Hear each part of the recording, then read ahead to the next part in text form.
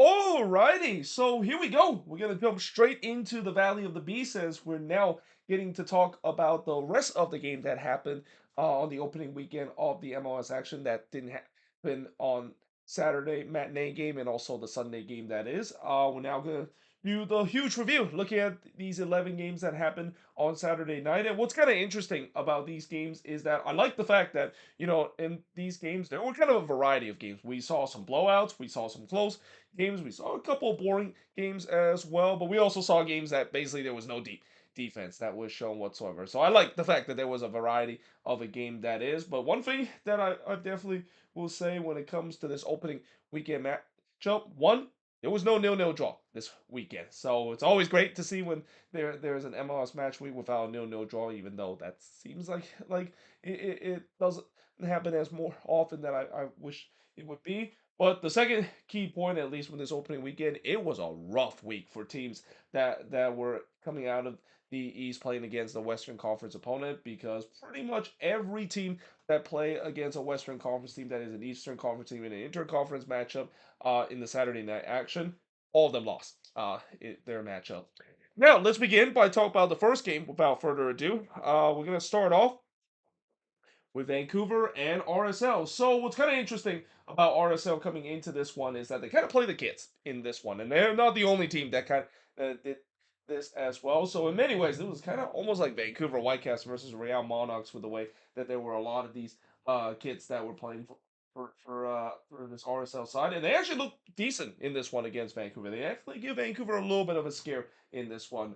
Herzakani would then puts it high on the free kick in the third minute. Herzakani, of course, one of many kids that play with Real Monarchs that started for RSL in this one. Caliscan would then puts it high off the deflection. I thought it was a promising start for RSL, and you kind of expect it. I mean, these kids were pretty excited to finally get some meaningful minutes, and especially they definitely were fearless against a team that went to MLS Cup last year.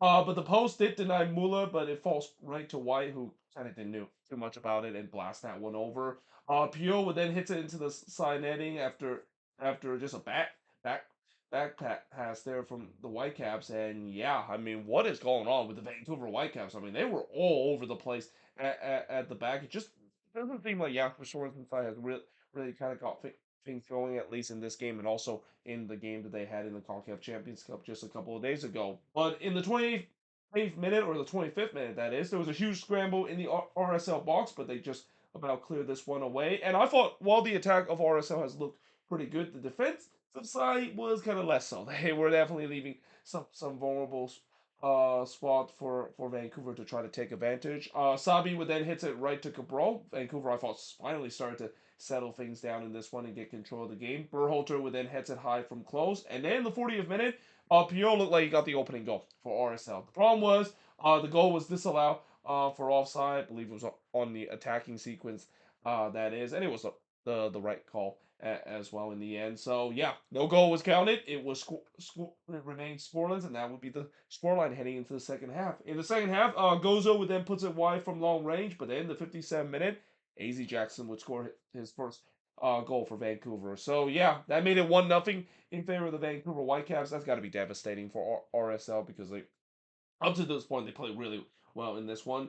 There was a huge shout for a penalty for Vancouver. Not only wasn't given, but it wouldn't have mattered because the flag went up. Vancouver definitely looked more like their old self as this game goes along, as they were trying to get the second.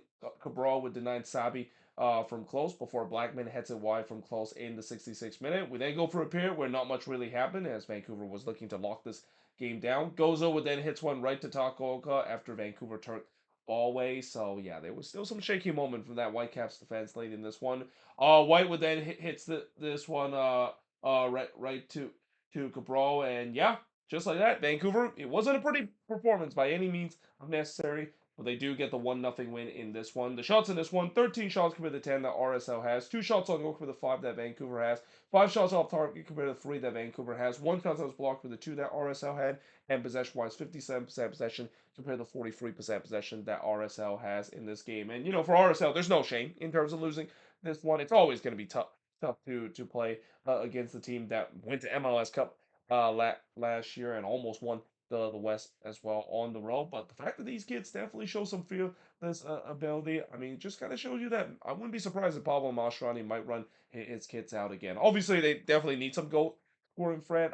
That's going to be something that they hope that they'll get in the near future. But for now, I think you'll be very happy that the kids performed very well against a team that I did predict to finish at the top of the Western Conference. And while I still think Vancouver will eventually get there, yeah, these first two game under Jasper Sorensen has kind of hasn't really looked like the dominance and the wagon that we saw in Vancouver last year, and we'll see whether or not that can chance changes as the season goes along.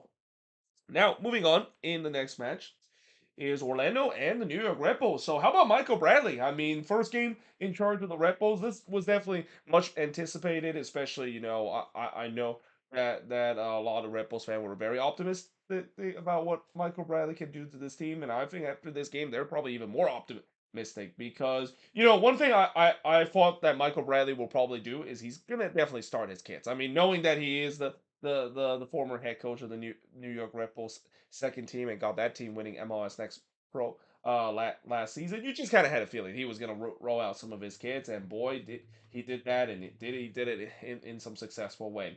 The first shot of the game did see Crepeau deny Cal from close range, but then in the 8th minute, Julian Hall would score. So he scored from Frostberg and Cal to make it 1-0 in favor of the New York Red Bulls. And I gotta say, I can't believe I didn't include Julian Hall as a potential weapon for this New York Red Bull side. He's been shown that is kind of the case, and he's been a guy that I've said before in my moving forward series talk about the Red Bulls. He's definitely gonna be a young player to watch, and especially probably gonna get more minutes heading into the season, especially with the way that Michael Bradley is really trusting his youth. But like I said, it was a dream start for Michael Bradley and his tenure with the Red Bulls. I mean, you can get off to a better start, not only scoring in the first 8 minutes, but literally a guy that you really trusted this season, and all these young players that you really trusted turns out to be a huge hit. And Hall himself almost scored again just 5 minutes later, but the problem was the goal was disallowed for offside. It was close, but I think in the end they got that call right. But I also thought that Crepeau must be the most relief man out there because yeah, he basically spilled a shot right in the path of Julian Holt there on the rebound. And this is the thing about Maxime Crepeau, and this is why I was a little concerned about Orlando City. The fact that did they really made an upgrade when they decided to get Maxime Crepeau as their replacement for Pedro Galese, because Crepeau hasn't really looked that good in the last couple of seasons. And to be fair, he did had a bit. He did had a pretty good game for the rest of the way, but he was kind of shaky at times in this one as well. And then in the 14th minute, oh, this gotta suck. I mean, Wilder Cartagena. We talked about how he's been dealing with a long battle of a torn ACL that we saw just a year ago. Well, now he has to subbed off again with an injury. So this is pretty much a reminiscent of similar to what we saw with Jordan Morris with the in the game between the Sounders and the Rapids. A guy that have been battle injuries before, and now he's got to have to be subbed off again. And you can clearly see he was in tears, and I don't blame him. I mean that has to be tough for a guy that has worked so hard in terms of coming back from that devastating injury that he suffered just a year ago, and now potentially going to be going back to the IR and maybe for a long term as well. Yeah, that is a huge blow and just a really tough moment to see, even as a neutral that is. Gusky, of course, would replace him in that spot. The shots were 4-0 for the Red Bulls 20 minutes in. In fact, the Red Bulls absolutely dominate the first half in this one. Don Cora would then puts it high from close before Ruben Kolba would scuff a shot from 8 yards out in the 22nd minute. It wasn't the best debut for Ruben Kolba, but you kind of feel like he's going to get better as the season goes along. But I also thought the Red Bulls could be 2 or 3-0 up. And for Orlando, it just feels like they were still in meltdown mode compared to last season. Again, this is the worry that I have with this team as well, with the way that they completely melt down last season. Is that going to continue this year? Because if it's going to continue this year, if this is kind of how Orlando City look for majority of the first half of the season, I would not be surprised if Oscar Pereira job would be in serious jeopardy. In the 27th minute, the post would deny Cal from close range before Ojeda would hit it right to Horvat. And if you can believe, that was the first shot for Orlando City in the 31st minute. Crepeau would then deny Cal from close in the 37th minute. I thought it was a great game for K Cal himself. Unlucky to not get on the score sheet. But there was no doubt Orlando need halftime badly. I mean, it was unrelentless pressure for the Red Bulls up to this point, but they don't get to halftime with the score being 1-0 because in the 40th minute, Julian Hoare will score again. He scored from a midi to make it 2-0 in favor of the New York Red Bulls. So here you go again. Two youngster that Michael Bradley really trusted that will do well in this game, and it paid off in a big way. But at the same time, what in the world was that defending from Orlando City? I mean, just horrendous defending there, not clearing their lines whatsoever, and they were punished because of it.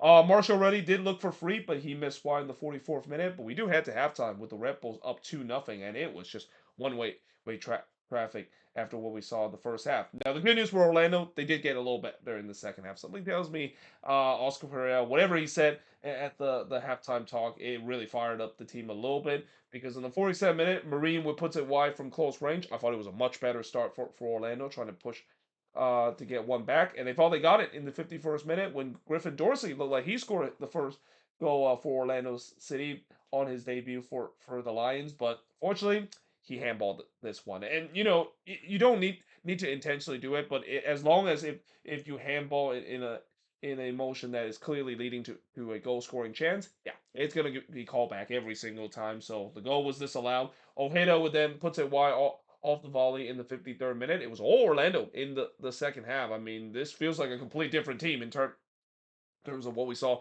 in the first half. Then in the 59th minute, we had uh we had oh god what that right there, the post would deny Frostborough from close range. Again, this is kind of embarrassing that I can't really recognize my handwriting because of the way I wrote things really fast on this board.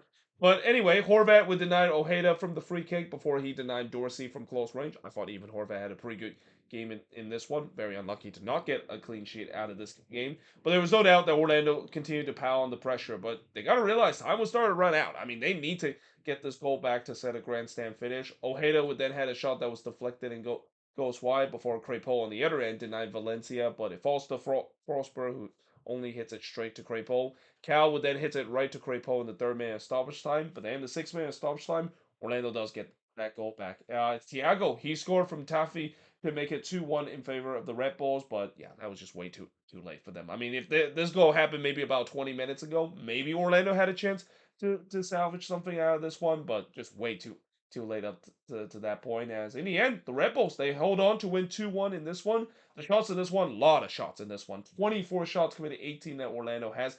13 shots on goal compared to Orlando City 7. I mean, I don't remember the last time the Red Bulls had 13 shots on goal in a game. I mean, this is kind of the style that Michael Bradley would run. I'm pretty sure a lot of Red Bulls fans would be down for this team. 4 shots off target for both of these teams. 4 shots that was blocked for both of, or no, I'm sorry, 9 shots that was blocked with a four that the Red Bulls had.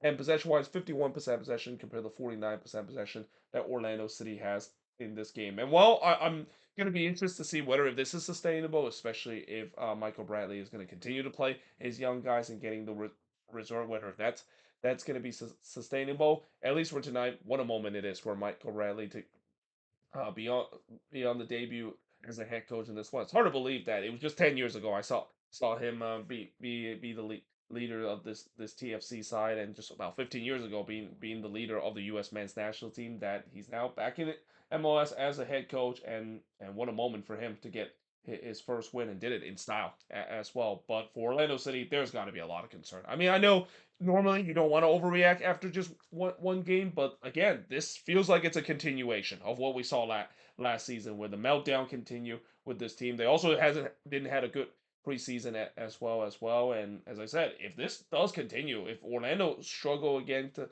start out of the gate in the first half of the season, I would not be surprised if Oscar Pereira might be out of this job by the middle of the season. And we'll see. The other thing about this team is how they'll respond next week as well, because they're about to face a very angry Inter Miami team in the Florida Derby. So that could be a good measuring stick to see whether or not if this may be just kind of a bloom, or the fact that this could be a rough season, at least in the first half of this for Orlando City, and we might be seeing the end of Oscar Pereira tenure with this team. Now, moving on in terms of the next match, it's DC and Philadelphia Union. So this is something that DC fans don't get to experience a lot. They beat the Philadelphia Union and we're not blown out in the game. I mean, I know DC fans are probably surprised by that. I mean, they were expect this was going to be a normal blowout that the Union has, but for once, that didn't happen. And the reason why it didn't happen is because they kind of make this game boring. Now, in the first half, Bariba would put the ball into the back net, but the problem was the goal was disallowed as there was an offside on the development plate. The good news for Baribo is that he would have his last laugh against his former team in this one. But I thought it was a good start for DC in this one. Again, that was kind of unexpected because usually when they play against the Union, it's pretty much ass to belt from or belt to ass from minute one that the Union would put against DC. The shots were only one nothing though. 20 minutes in, Iloski would then puts it way high from long range as that was the Union's first shot before Johnson would deny Iloski in the near post. But then in the 23rd minute, Oribo would score against his former team. So he scored from Paglo and Hopkins to give DC a 1-0 big lead, and he actually celebrated against his former team. I was kind of wondering whether or not if he was going to do that, but yeah, he definitely celebrated. So it'll be interesting to see why exactly he did that because you usually don't see players maybe celebrate against their former team like crazy, and he kind of did it in this way. He kind of did it even when he scored in the ninth minute as well. So there's something tells me he wasn't really having the best relationship with the Union and probably hold a grudge the fact that they traded him to DC United and probably not happy the fact that he gets to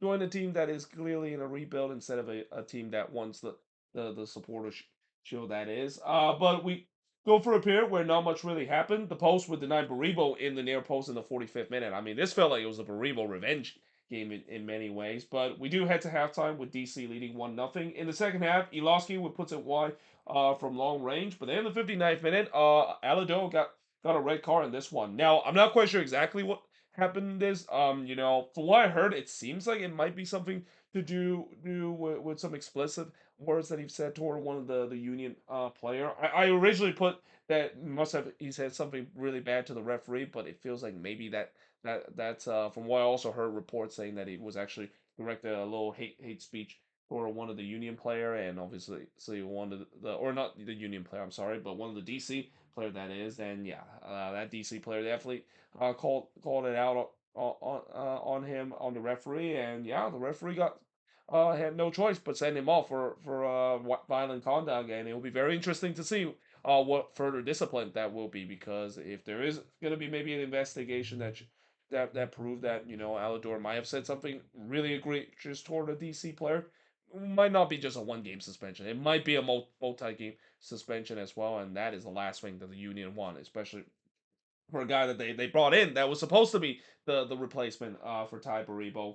Hello then puts it wide from long range in the 64th minute before Baribo puts it wide from close range. Hariel would then hits it into the side netting, and even with a man down, I thought the Union was still fighting up to this point. And this is again, if you're DC, you can't just stay complacent because knowing this previous DC team, it just feels like they maybe find a way to blow this game.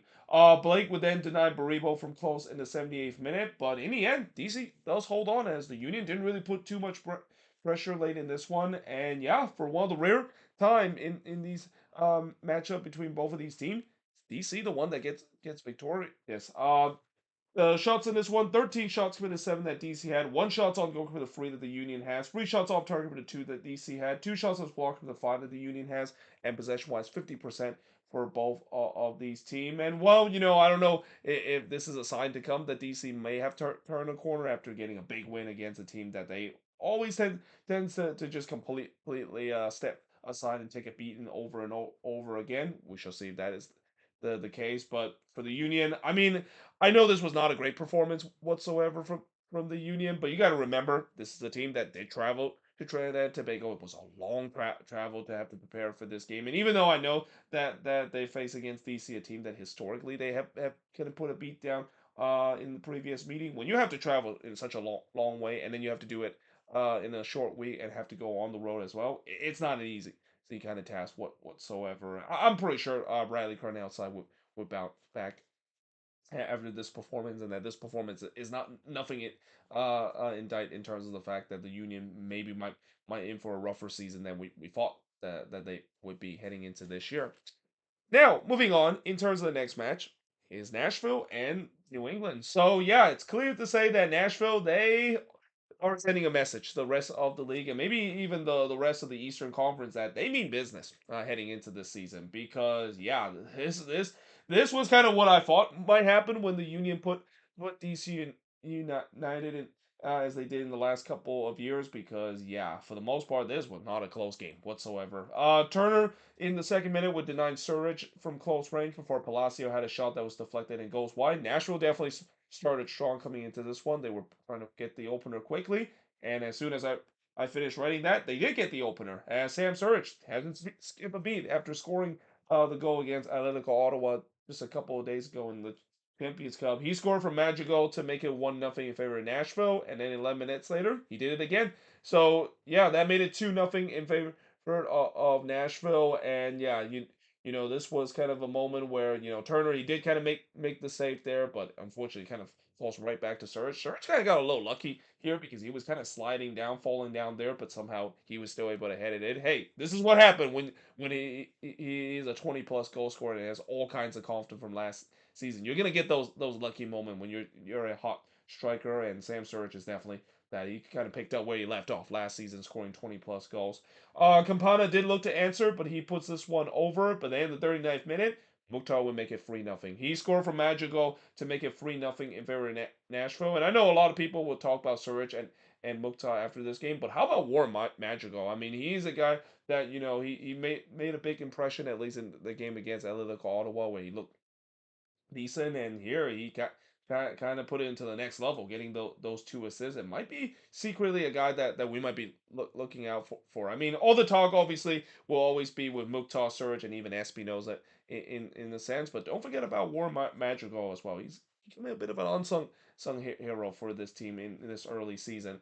Well, there was no doubt that Nashville was in mid-season form, and yeah, there's nothing that Marko Mitrovic can do about it. They were getting absolutely run over in this win, and pretty much Marco Mitrovic was in for a rude awakening in his debut against a team that I predict could definitely be challenging the best team in the Eastern Conference of finishing near the top of the standings. But in the second half, the good news for New England, they do get one back as Campana would score from Hugh and Beeson to make it 3-1 in this one, but Nashville wastes no time to restore their free goal lead. As Warren Magical, I mean, he deserved this goal. He's played really well in the first half, and he finally got his first career MLS goal here to make it 4-1 in favor of Nashville. We then go for a period where not much really happened. It just kind of feels like both teams were seeing the string out.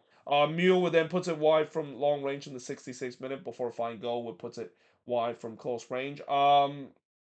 Turner would then deny Quazim as he pushed that one onto the post. But in the end, Nashville, a dominant 4-1 win in this one against New England. The shots in this one, not close whatsoever. 14 shots committed, just 4 that New England has. 1 shots on goal committed, 8 that Nashville has. 1 shots off target committed, 2 that New England has. 4 shots that was blocked committed, none that New England has. And possession-wise, 52% possession compared to 48% possession that New England has in this game. And I know some people, after seeing this game by New England, will kind of laugh at me and say, "Oh, here I go again in terms of putting a curse on a team when I predicted them high up in the standings and are very high on." Well, here's the thing. Yes, it was not a great game for New England. It was definitely a nightmare debut for Marko Mitrovic. But remember, it's only one game, and remember, you go on the road to face against a team that easily could be an MLS Cup contender heading into this season. I think a lot of teams would probably struggle. I wouldn't be surprised. This might won't be the last time we see Nashville absolutely run over their opposition. So yeah, I think they're just gonna have to move on from this and not look too much into it. I still think this New England team can do something, but yeah, definitely not off to a great start after this 4-1 beatdown that they took in the hands of Nashville SC. That being said, I am now going to switch forward and look at the next 4 game as part of this long 11 game review of the opening action of the Saturday night games from match week number 1. So moving on, in the next game, we got the Houston Dynamo and the Chicago Fire, and this game really was a tale of two halves. I mean, Chicago really dominated the first half, but in the second half, the Dynamo kind of took control of it, and really the difference in this one is that the Dynamo just scored more goals in the second half, and the Fire, they'll definitely be kicking themselves that they didn't score more goals in the first half to really maybe bury the Dynamo before the Dynamo may have a chance to come back in this one. Now, the first shot of the game did see Zichanaga hits it high from long range. Not much really happened, at least early in this one. Only 1-0 in terms of the shot. The only shot came was the Zichanaga blast. Bond would then deny Haile Selassie in the near post before Kuiper would miss wide from close in the 30th minute. But then in the 31st minute, Hugo Kuipers would open his 2026 goal scoring account. So he scored here to make it 1-0 in favor of the Fire. Berizzo did try to make it 2-0, but he hits it right to Bond, and it just feels like it was all Fire up to this point. But again, it's only a 1-0 lead, and this is again what I said there it would come back to haunt the Chicago Fire, not able to get that two goal lead and really just kind of blow by the Houston Dynamo in this one. Davila would then hits it right to Bond in the second minute of stoppage time, but we do head to halftime with the Fire leading 1-0 against the Dynamo. And in the second half, whatever Van Olsen said to this team, it definitely worked out because they look like a different team. Bogusz would then puts it wide from close in the 47th minute before McLean would hits it right to Brady. Much better start from the Dynamo in the second half, who finally realized the season had started. I had a feeling in the first half they probably didn't realize the season started because they were looking very poor against the Chicago Fire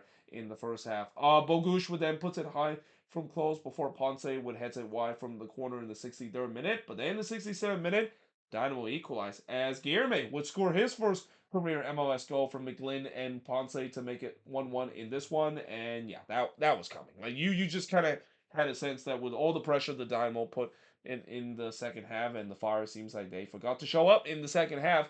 It was imminent the fact that the game was going to be tied up. The post would then deny Bogusz from long range, and I thought Mateusz Bogusz definitely had a good game in this one. A little unlucky not to get on the score sheet on his debut, but the momentum was all with the Dynamo up to this point. They were pressing hard to try to get the lead, and they got it in the 77th minute as Guilherme would score his second career MLS goal here to make it 2-1 in favor of the Dynamo. Brady did make the save here, but unfortunately, the rebound falls right into Guilherme. He was Johnny on the spot to clean up the mess. And yeah, that was pretty much it in this one. There wasn't really much happen in the last 13 minutes as the Houston Dynamo, they come from behind in this one to win 2-1 against the Fire. The shots in this one, 10 shots for the 6 that the Fire has, 3 shots on goal for the 4 that Houston has, 3 shots off target for the 2 that the Fire has, 1 shot that was blocked for the 2 that the Dynamo has, and possession-wise, 54% possession compared to the 46% possession the Houston Dynamo has in this game. And it's a big win for the Houston Dynamo as well. Last season, they really struggled at home, so to get a win at home, a place that they struggled last season, is definitely a big bonus. But for the Chicago Fire, I mean, they played well in the first half. Problem is, they just didn't show up in the second half, and that's going to be the thing that frustrates Fire's fans. The fact that why can't we just play like this for the full 90 minutes? Why we only showed up for 45 minutes and decided to not show up in the last 45 minutes whatsoever? Now, moving on in terms of the next game, is Dallas and Toronto. So this was a very entertaining game, which I'm not surprised because that's kind of how Peter Quote team look like at least in the first half of the season. They always tends to be involved in a bit of a shootout. In the first half, 8 minutes in, the first shot of the game did see Farrington had a shot that was deflected and goes high, but then 1 minute later, Pedro Musa would open his 2026 goal scoring account. He scored from Iragide to make it 1-0 in favor of Dallas.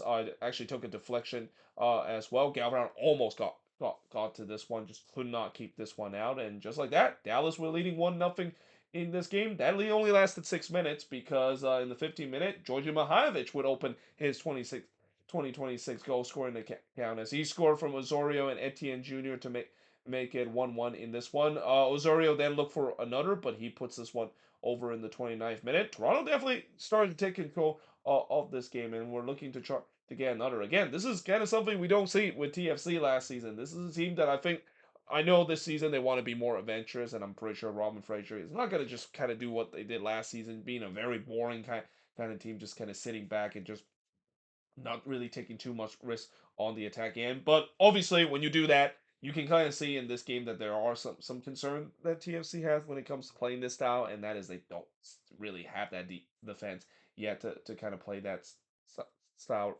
just yet.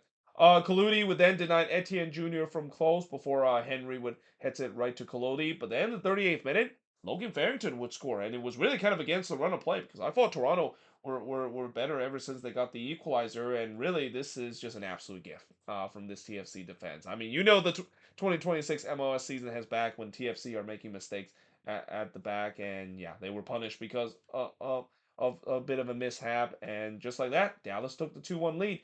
Kaike tried to make it 3-1, but he flashed this one wide on an overhead kick. But we do head to halftime with Dallas leading 2-1 in this one. In the second half, Sharawi would then puts it wide from close range before Legit would heads it over in the 60th minute. There was a couple of half chances for both of these teams, but nothing really troubled either defense early. Safuntes would then hits it right to Kaloli in the 67th minute, but then the 68th minute, Toronto equalized as Derek Etienne Jr. He actually had a really good game. This one Etienne Jr. So he scored here to tie the game up at two apiece, and Kaloli of course make the big save here originally to deny Showery, but unfortunately he did give up a rebound, and Etienne Jr. was right there in the right place to clean that mess up.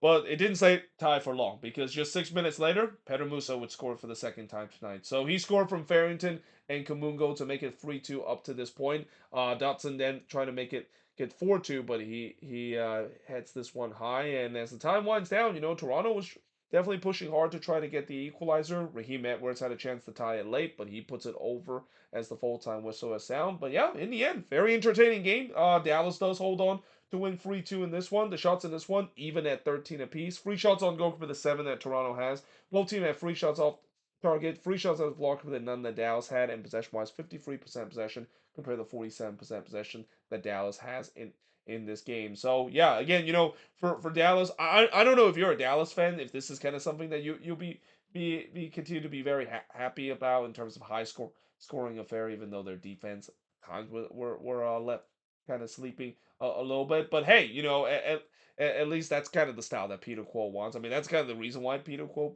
bought into this team, and that is really just reinvent this attack, and it's definitely have done so at least in this game as well. But for Toronto, I mean, for Robin Fraser, I don't think there's too much shame in terms of losing this one. I actually thought they looked good in this one defensively. Yeah, that was not great, and also Lucas Gavron, not really the best debut. For well, not really a debut, but really his first game of being the true starter after Sean Johnson left this team. But again, the attack definitely showed some promise on this team, and now if they eventually get Josh Sargent to this team, it just makes it even more potent going forward on the attack. It's just that maybe they might need to start focus on the defense again, where yeah, the defense definitely kind of let them down in a big way in this game. Now, moving on in terms of the next match is Minnesota and Austin. So Minnesota did something that I didn't see them do a lot last season, and no, it's not just possession wise, but it's the fact that they actually were able to come from behind and salvage a point. Last season, there was not a lot of games that this team trail, and that's kind of surprising considering they were a team that likes to sit back a bit. But there wasn't also a lot of games where they kind of come from behind, and it also kind of makes sense because when you do that kind of style of play that Eric Ramsey has, it's very hard to try to come from behind. When you're playing the low block and counter attacking and set piece kind of style. So early on, 5 minutes in, it was pretty clear that this team looked different from last season, and I kind of expected. Cam Nolas. It feels like he has completely overhauled the tactics of this team. They look more aggressive going forward and have more possession as well. Kind of reminds me a little bit of the style that Adrian Heath did before he would let go, but unfortunately, in the 7th minute, Austin would take the lead as Heinz Ike would score from Torres to make it 1-0 in favor of Austin. So Facundo Torres, instant impact for this Austin team getting the assist. But yeah, not great set piece defending from Minnesota. And of all man, that kind of lost the mark on that set piece defending. It was Michael Boxall, the one that lost his marker there. He's been so solid over the years, and yeah, this was kind of a step slow there from the captain, and hopefully that's not a sign of things to come this season where maybe he lost a step or two.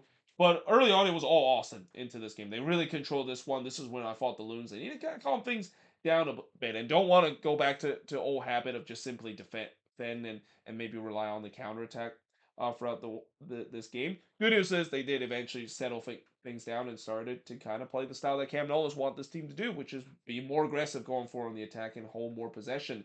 Sean Kalai would then puts it wide as that was Minnesota for a shot. I thought Sean Kalai had a great game in this one, and if this is kind of the production that we're gonna get from Thomas Sean Kalai, that feels like it's an absolute steal that the Loons got this offseason from the New England Revolution. Yoboa would then head it wide from close to the 32nd minute. The shots were still 3-2 for Austin. There wasn't really too much chances that was created. Stuver would then deny Sean Kalai from long range, but then in the 40th minute on the ensuing corner, Minnesota ties the game up. It's Morris Duggan. He scored his first career MLS goal from Pereira to tie the game up at one apiece. So yeah, it seems like set piece FC is back again. I mean, they were the set piece kings last season, and it's not a big surprise that it's happening again. And also, it seems like it's now Austin's turn to forget how to defend because yeah, Duggan was kind of left with way too much space there. I wouldn't say it was a free header, but definitely in a space where he wasn't really marked tight, and Austin got punished for that. And just like that, the game was tied up at one apiece, and it could have been 2-1 in favor of Minnesota as Yeboah had a chance to do so, but he was absolutely robbed by Stuver in this one. I mean, Brad Stuver looks like he back to his old self in this game as well, making some huge save and making some big robbery like he did here with Yeboah shot. And yeah, just like that we do head to halftime. The game ties up at one apiece. In the second half, Pereira had a shot that was deflected and goes behind for a corner before a calendar denied Torres from close range, and then he denied Gallagher from long range in the 58th minute. I thought it was a respectable game from Drake Calendar. The two goals that he conceded, there was nothing he can really do in terms of that. But there was no doubt that Austin had the momentum back. They were trying to get the lead back as well. Trying this would then puts it wide from long range before Rosales would miss it wide from the corner in the 65th minute. Both teams started exchanging some chances, but who can get that lead? Yes, sir, is Los Verdes because in the 76th minute, Uzuni would score from Gallagher and Taylor to give Austin the lead back in this one. Originally, this one was given to Gallagher, but they changed it to Uzuni because Uzuni did get the last touch. And that also kind of brings the question of whether or not if Uzuni was in an offside position. I mean, I did see it a couple of times. It's very tough to tell. I don't think the angle was at its best, and I think even if they did go to VAR for this, I don't think there was too much that they can overturn it. But yeah, Austin has the lead back in this one. Shankalai did look to respond, but he puts it wide in the 79th minute before Pereira had a shot that was deflected and goes right to counter in the 83rd minute, and this is Danny Pereira. That is. There was two Pereira in this game, even though the spelling is a little bit bit different. But this is Danny Pereira that I'm talking about. Torres would then puts it wide from long range in the 86th minute. Also looked like they were trying to put this one away, and it feels like yep, it looks like it's another season opener elf for the Loons, similar to what we saw last season, coming up short against LAFC, but Yoboa has other ideas because in the 90th minute he would score from Padelford to tie the game up at two apiece. And I gotta say, Devin Padelford, I saw a lot of this during that preseason game in the Coachella Valley Invitational, which I attended in person, where he was very adventurous going forward. He is a guy that seems like he's not afraid to bomb forward to try to create those crosses. Something I definitely didn't think was in his game, and in this play he did exactly that. And yeah, Yeboah was completely left unmarked in the middle of the box. And I know Yeboah has had his struggle in the past before, but yeah, leaving your opposition number 9 completely unmarked in the box is a big no. I mean that is basically you're asking him to get score on, and Austin, yeah, it feels like they were not interested in free points and marking Yeboah in that play, and they were punished in a big way. Just like that, the game was tied up at two apiece, and that was pretty much it in this one. Despite the fact that Minnesota tried to push late to get the win in this one, the shots in this one: 11 shots for the 10 that Austin had, 6 shots on goal for the 4 that Minnesota has, 4 shots off target for the 2 that Austin has, 2 shots on walk for the 3 that Minnesota has, and possession-wise, 54% possession compared to 46% possession that Minnesota has in this game. And I think overall a draw was kind of fair in this game. I think it was a pretty even game between both of these teams. But obviously, whenever the game ends in a draw and it's kind of like an even game, the road team is always going to be the more happier side. I'm definitely will take it in terms of the Loons getting themselves a draw and show some fight back, which is something we didn't really see a last season as well. Although, I ideally I wish that this team could have got a win in this opening weekend because, as I said, the schedule just does not get any easier for this team. They got a really murderous schedule to start the season. But at least from this game, there are definitely some promise that maybe they might get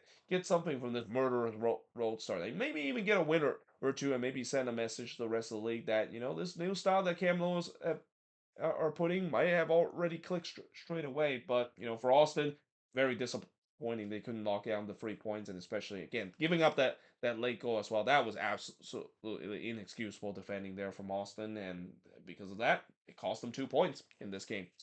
Now, moving on in the next match is the match that I'm pretty sure everybody been waiting for me to talk about. And that, of course, is none other than LAFC versus Inter Miami. So, first thing first, I want to just say that, not only the fact that this was a record in terms of the biggest attendance we ever seen in a season opener, but what's kind of interesting in this one, and we see it in other markets as well, is that this was a game where there wasn't really that many Inter Miami fans in this game. Yes, they were definitely scattered around the crowd. There were definitely some pink jersey as well.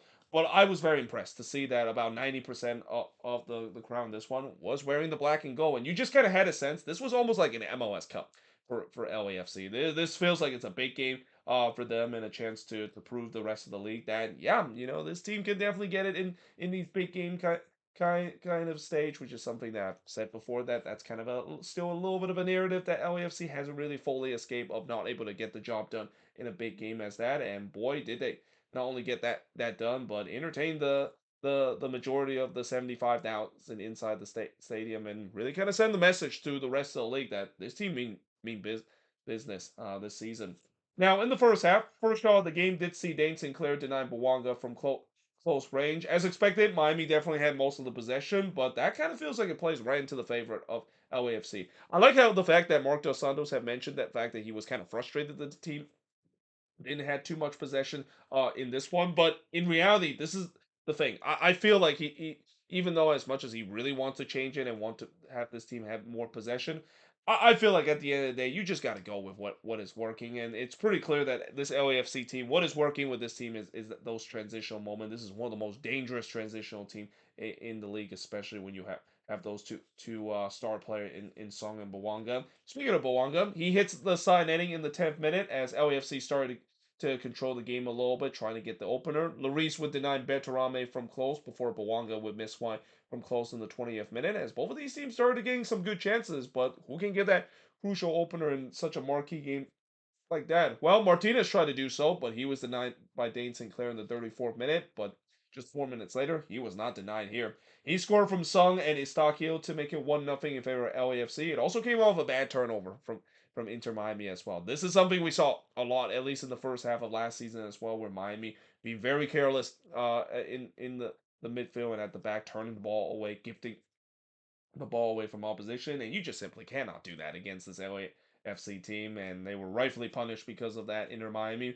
And just like that, LAFC takes the 1-0 lead, and then Martinez looked to make it 2-0, but he missed wide there in the 5th minute of stoppage time. Almost a repeat of what we saw there as well, where Miami just kind of get completely caught on the transition. And again, that's kind of the thing. They had no answer in terms of those direct ball, and something that again was a huge problem for this Miami team, at least in the first half of last season, where they just had no answer when they faced a team that is very good on transitional play.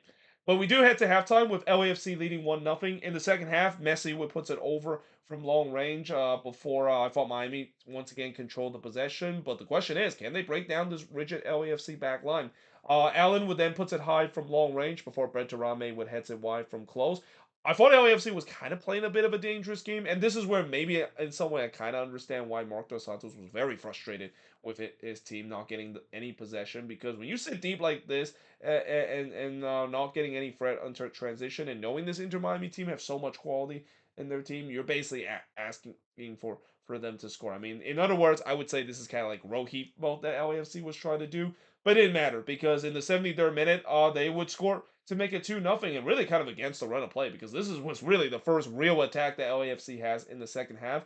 And they, of course, score here as Bawanga scored here from Tillman to make it 2-0 in favor of LAFC. Once again, Miami getting caught playing the high line on the transition. But what in the world happened to Dane Sinclair in this moment? And, I'm gonna try my best to not really be just kind of like almost a hater. And really enjoy this moment that Dane Sinclair failed that I really enjoy. I mean, I am really trying hard, and deep down, I think people would say that I'm kind of deep down lying in terms of it because of the way that I kind of berated Dane Sinclair and his decision to kind of rain chase here to go to Inter Miami. But yeah, in this moment, not a great moment for him whatsoever. I mean, he just kind of caught off his line there. I don't know why he did that. There was no need for him to do that. And then Bawanga saw that, he kind of chipped it over his head, and next thing you know, it was an empty net as well. And it wasn't the first time that Dane Sinclair was having a lot of problem coming off his line. He did that a lot in this game, and you can see multiple times in this game where his decision making of coming off the line was clearly wrong, and multiple times where LAFC had chance to score from an empty net if it wasn't for Dane Sinclair in terms of making some heroic save besides this one moment. Alande did look to respond, but he hits it right to Lloris. And even though, Miami continued to have the possession, again, it just feels like they were being very too stagnated going for on the attack. This is not something that you usually see with this team. Usually with the pace that they have and the rhythm that they have in possession, they'll eventually find that one magical moment. They didn't really find it in this one. Bawanga would then hits one off of Falcon, and then it somehow goes right back to Dane Sinclair. So that's got to be very fortunate for Miami because that looked like it was 3-0. Dane Sinclair continued to have a nightmare moment because again in that play it was him coming off his lines, very undecisive there, getting round by Bawanga, and I think that was kind of the third or fourth time that happened in this game. They also announced the attendance as well, 75,673. It's the second biggest crowd we have ever seen in an MLS regular season game, but the biggest crowd we have ever seen in a season opener in an MLS game as well. And in the third minute stoppage time, they send that 75,673 fans into frenzy again because Nathan Ordaz would score from Bawanga to make it 3-0 in favor of LAFC. I gotta say, Nathan Ordaz, he loves scoring against Inter Miami. He's done it a couple of times throughout his career, and he did it again in this one. 3-0, of course, was the final score in this one. The shots in this one, 16 shots committed, 13 that Miami has. 3 shots on goal committed, 6 that LAFC had. 4 shots off target committed, 3 that Miami has. 6 shots off, or 6 shots as blocked committed, 7 that LAFC had. And possession-wise, 34% possession compared to 66% possession that Miami has in this game. And I know there's going to be a lot of overreaction after this game, especially of how poor that Inter Miami has in this one. One thing I will say about Inter Miami, and this is going to be something that they have to improve in the future,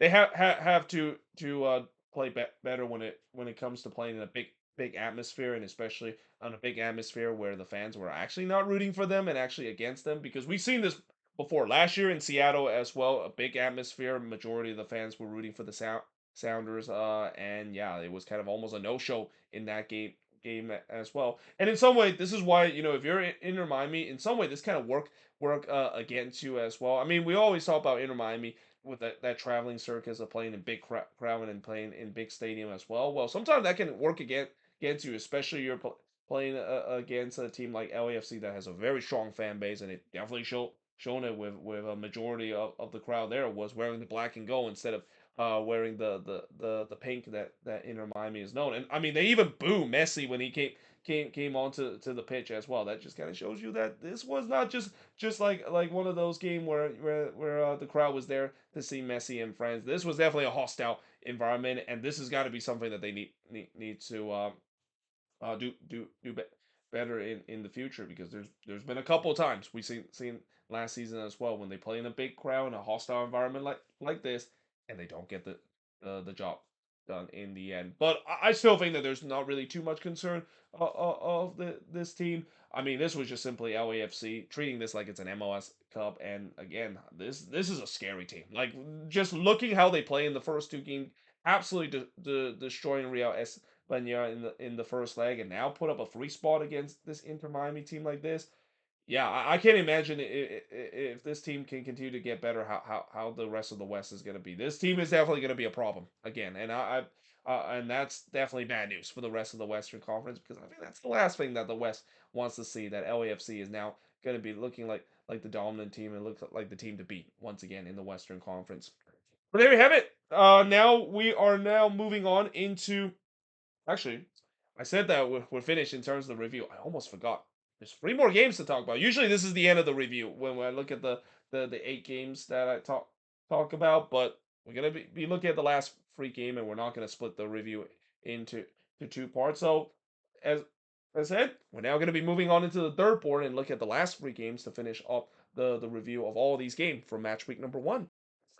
All right, so now let's look at some of these late West Coast games to finish off this mega review we are doing in terms of the opening weekend of the MLS season. Starting off with the San Jose Earthquakes versus Sporting KC. And, coming into this game, there was 2 ways I can look at this game. One way is that this is going to be a boring no draw because, after all, I did say that this is kind of the wooden spoon derby of the week, even though it's kind of crazy to say that there's a wooden spoon derby in the opening weekend of the 2026 season, or the fact that one team is going to blow out the other team and that one team is going to think that they're very good, even though they maybe have just taken advantage of facing against another team that is just really, really bad. Well, in this case, that is the San Jose Earthquakes. And no, there's going to be people who say, "How can you be a Quakes fan when you're basically saying that?" And how and people will once again say, "Now I'm being negative once again with the Quakes." Well, I will say this with the Quakes. I am happy that they of course got the win in this one, and I did like some of the things that they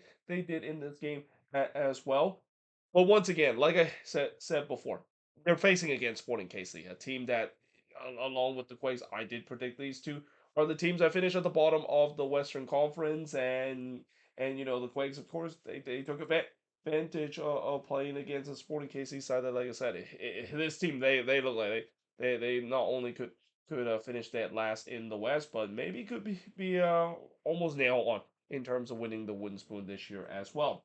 Now in the first half, Davis would puts it high from long range. Notice I didn't write too much notes on this game because most of my focus was on this game specifically. I didn't actually write too much notes in this one either because this was really the exciting game. I mean, once these two games kind of turned into blowout, there was really no need for me to take too good look in terms of both of these games and really keep an eye on this one that turns out to be very exciting. But Vieira would then cross it wide from long range. Postcam would then deny Vieira from close. I thought the Quakes start to take over this game and we're looking for the opener. Leroux would then puts it high from long range for Kikanovic miss wide on the header. The shots were 7-2 in favor of the Quakes, so they were definitely dominating in terms of the shots. But again, the problem was they weren't really putting a lot of them on target. Only one of them was on target. They weren't really testing post game too much. Well, that all changed in the 42nd minute when Daniel Mooney would get the opening goal for the Quakes this season to make it 1-0 in favor of the Quakes, and then 3 minutes later they would make it 2-0 as Preston Judd would score from Ricketts and Jacaris to make it 2-0 in favor of the Quakes, and that was just champagne soccer for the San Jose Earthquakes. Something that I know they lost a lot of attacking talent, but one thing I will say about the Quakes, and especially from what I also saw them play down in the Coachella Valley Invitational, is the fact that they still play some really fun soccer. It feels like the style that Bruce Arena has set to this team are designed to play some very fun soccer, and that was definitely fun soccer in many ways. I mean, just a lovely build up on them, leading to a goal, and just like that, the Quakes were 2-0 up, and that would be the score heading into the second half. In the second half, Daniel would deny Harris from close range, but in the 54th minute, Daniel Mooney would score again. I never thought that he was a goal scorer, but he scored here from Leroux and Roberts to make it 3-0 in favor of the San Jose Earthquakes. I mean, coming into this game, I think Daniel Mooney has only scored like one or two goal for the Quakes, and it's hard to believe he already matched that in this single game itself. Jovic did look to get one back, but he missed wide in the 73rd minute. Yeah, it was a very quiet night for both Jovic and Manov in this one. I mean, it also kind of doesn't help the fact that that for the most of the game, the Quakes were not only doing a good job in terms of neutralizing the Sporting KC team, but there's just no playmaker on this team to actually even give them the ball. Scan then had an empty net to shoot here, but he completely fluffed his lines there. Yeah, that is one that Jack Scan would want to have back. That should have been 4-0 in favor of the Quakes, but they'll just have to settle with a 3-0 win in this one over Sporting KC. The shots in this one, 18 shots for the 7 that Sporting KC had, 6 shots on goal for the 1 that Sporting KC had, 4 shots off target for the 3 that Sporting KC had, 1 shot that was blocked for the 7 that the Quakes had, and possession-wise, 58% possession compared to the 42% possession that the San Jose Earthquakes has in this game. And like I said, I know I am kind of being a negative, saying that maybe they take advantage of an easy opponent, because that's what you need to do. If you're going to have any chances in terms of doing well, especially to be a playoff team, you need to beat the team that you're supposed to. And credit to the Quakes, they did exactly that, beating a Sporting KC side that, yeah, they have a long way to go, in terms of trying to get them even anywhere close to being a playoff contender. But at the same time, we'll see how they do when they do face against some tougher team. And unfortunately, next week we might not even get that answer too, because they're facing against Atlanta United. And I'm actually going to be going to that game as well. It's an earlier kickoff as well at 4:30. So yeah, I'm going to be very fascinated to see how they'll do in that game. I'm assuming they'll probably do well, because they're facing another team that feels like it's going to kind of going for a bit of a rebuilding stage, and a team that maybe are not considered to be the cream of the crop, at least in the Eastern Conference. That is. Now, moving on in terms of the next match is Montreal and San Diego. So yeah, it's not very often I would say a game kind of gone according to the script, or it's just so predictable that you knew this was going to happen. But yeah, that's kind of how this game went. And what's kind of interesting about this game is that San Diego didn't really feel like they had to get into to third or second gear in this one. It feels like in some way they at times they were in fourth gear in this one.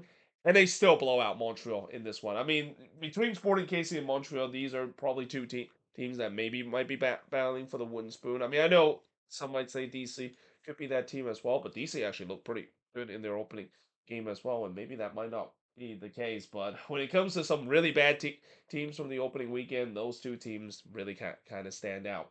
Now, in the first half, the first shot of the game did see Sunchek hits it right to Frary, but in the 14th minute, on the first shot for San Diego, it's in the back of the net. As McVeigh, he scored first goal for San Diego in MLS from Dwyer to make it 1-0 in favor of San Diego. Dwyer then looked to try to get his first goal of the season, but he puts that one high yet. And I say first goal of the season because he hadn't scored at the CONCACAF Champions Cup. That's why he's still looking for that elusive first goal in this campaign.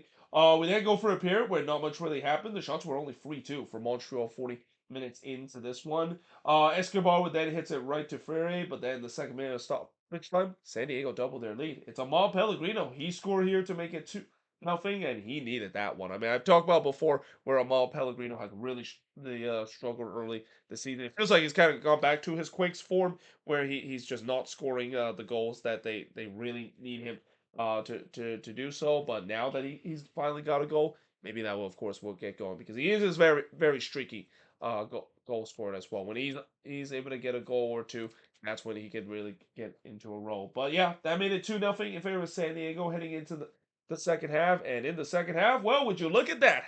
You know how in the season preview I mentioned, I feel like the over and under for Montreal in terms of getting red cards, especially from their center back, is probably going to be around like 5, and I would absolutely take the over on that. Well, it seems like we already got one, as Toto Villas, the guy that I would just kind of call him Mr. Red Card, because he has had a lot of red card ever since he come to MLS. I believe last season he had like 5 red card with Inter Miami, which is quite insane in many ways. And guess what? He earned his first red card with Montreal on his debut. Originally, it was given a yellow, but when I look on the replay, I knew VAR was going to overturn that. I mean, I didn't even need to wait for VAR to announce that. I knew that was a red card. It was a studs up challenge, a textbook example of a red card, and that's the thing that I worry about Montreal heading into this season. As much as I know they reshaped the back line with two center back that could be decent on theory, the problem is these two center backs are a bit reckless at times in terms of the challenge, especially Toto Alvarez. I mean, I've always mentioned the fact that he can definitely be a great defender if he can have some more discipline. And that's been the biggest issue and the thing that kind of hold back of his potential. And unfortunately, it feels like it still is a problem, especially in this play. Yeah, not a great way to introduce yourself to a new team when you got a red card immediately. And one of the biggest issue in his career has already been shown, at least in this first game.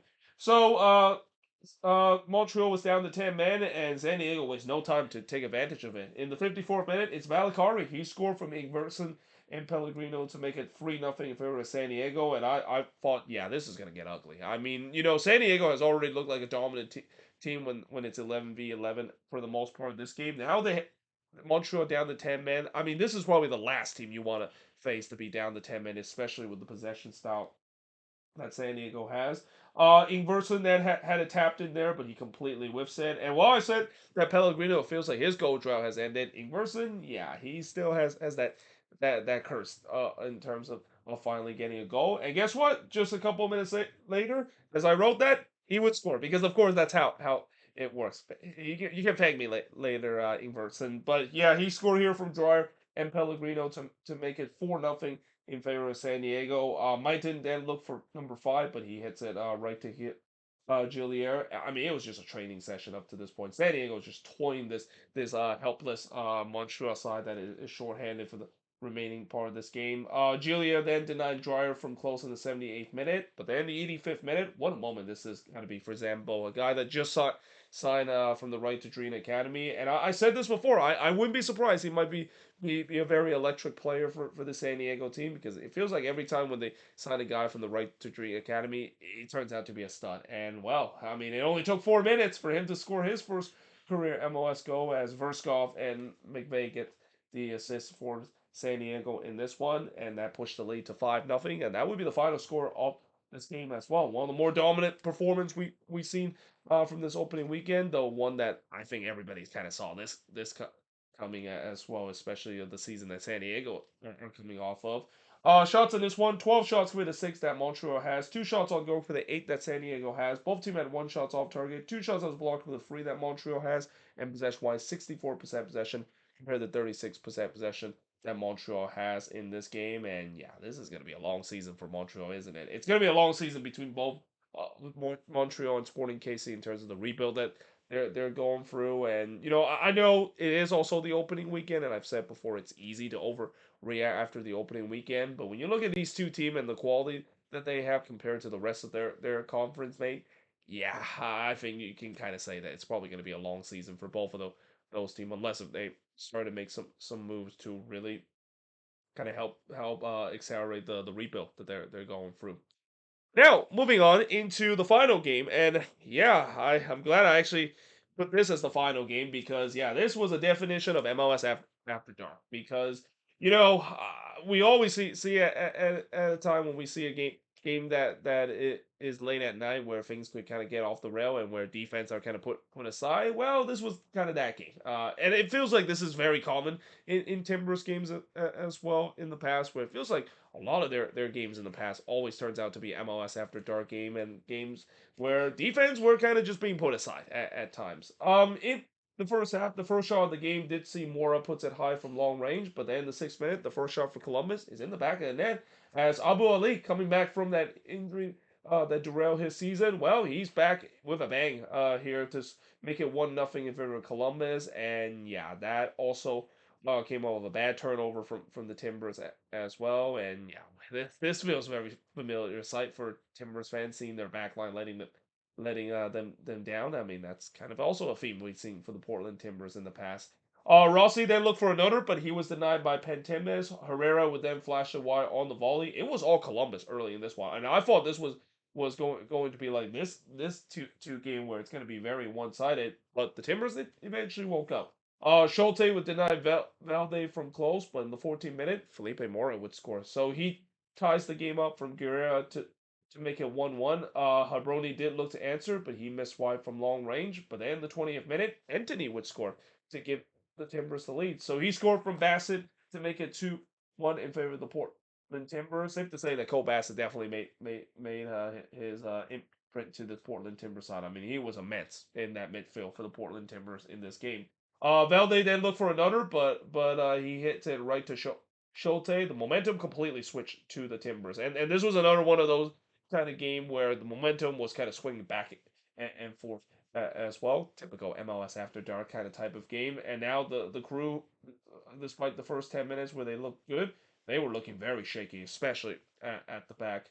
Pentemis then tipped Abu Ali's shot over before Valde thought he made it 3-1 in this game, but unfortunately the flag came up. It didn't count it because he was offside, and that was huge because just 3 minutes later, Rossi would ties the game up for Columbus. He scored from Abu Ali and Amundsen to make it 2-2 in this one.